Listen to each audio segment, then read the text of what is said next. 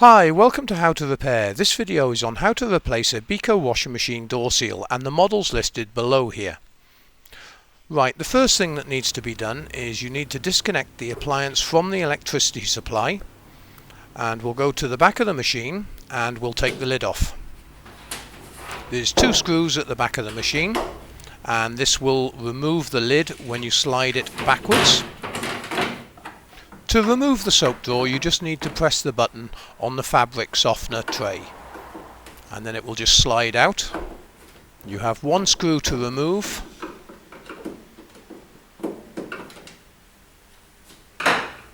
Just take the screw out with a magnetic screwdriver. Now, you need to use quite a large flat blade screwdriver to carefully prise the three lugs out of their location, and slowly work your way down the control panel, making sure that you do not break any of the plastic lugs.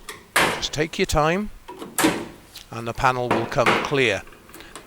The wiring is normally long enough just to rest the panel on the top.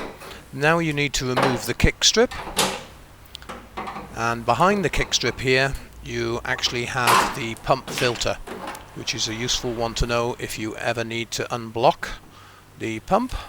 And you can see how we do that in one of our other videos. Now we're just removing the retaining spring which goes around the front of the door seal, and we need to peel the seal off.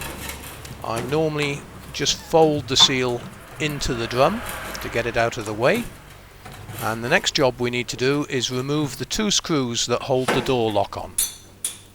There were several types of door seals fitted to the Beko machines. You will need your full model number to actually find the seal, and if you click on the left link at the top which says the right part and then enter your model number when you come to the page, the website will automatically find the door seal for you. Now, to remove the whole front panel, there are three screws at the bottom of the machine that need to be taken out. The panel needs to be slid downwards about 1 to 2 centimeters, and then you will be able to pull it towards you.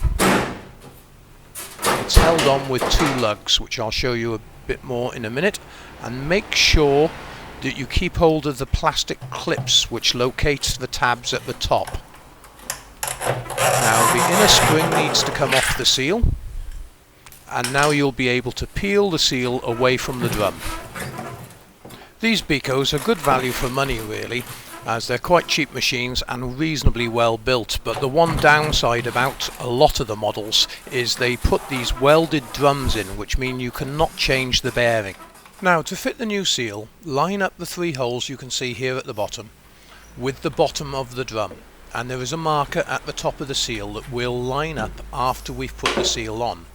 But I'm putting some detergent into the groove on the seal to help it slide over the lip of the drum, and once the seal is on you will be able to slightly move the seal, which will help you line up the location lug.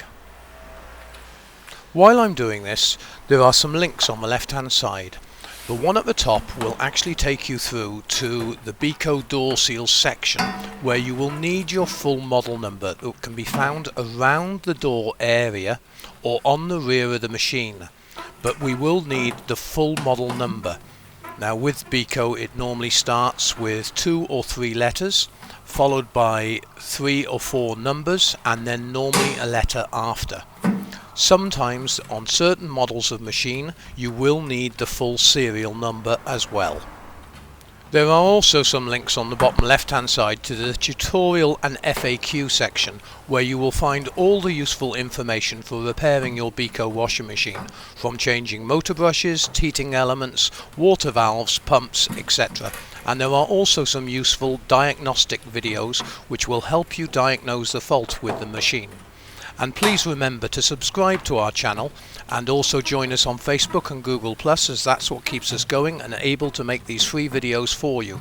And if you do find the video helpful, please remember you can always click on the link that says buy me a beer. So now we've got the seal on, we just need to line up the marker at the top, which you can see. And this will bring the three holes perfectly in line at 6 o'clock at the bottom. This allows the water, when the machine has finished, to drain from the seal back into the drum, to try and help you stop the mould appearing, which always happens on these machines. A useful tip for you: after each wash, dry the seal with a rag and leave the door slightly ajar, and this should stop the mould building up on your door seal over time. Getting this retaining spring on is not as easy as I make it look. I've actually got a plastic clamp which I hold the spring on, but it's a good idea to ask a friend or the wife to actually hold the spring on for you at the top while you work it all the way round. They are difficult to get on, so just take your time and make sure once you've got the spring on that the lugs line up. As you see here, there are two retaining lugs on the chassis of the machine which you need to get the panel tightly on before sliding the panel up.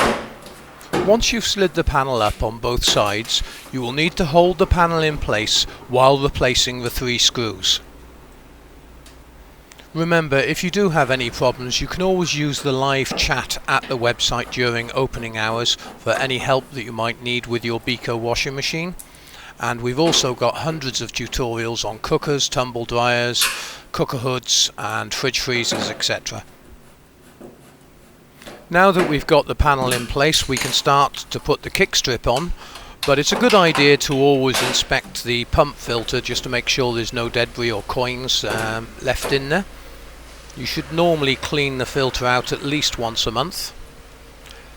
Now we're just putting the door lock in, and remember to replace the screws with the ones that came out, as they're slightly different in design to the ones that hold the panel in place.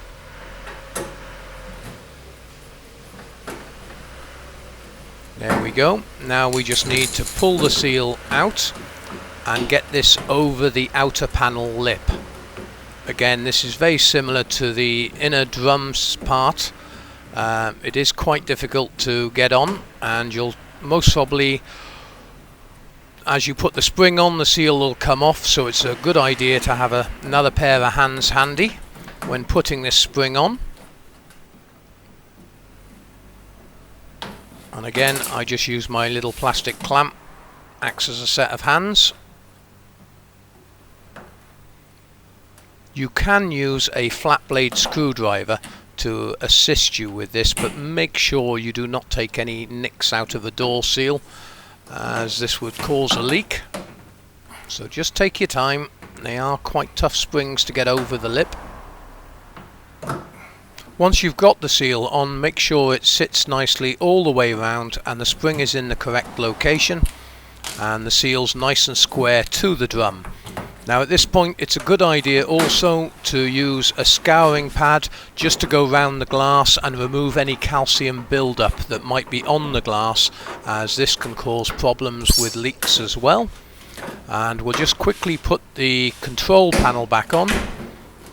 You locate the lugs at the bottom and then do the lugs at the top.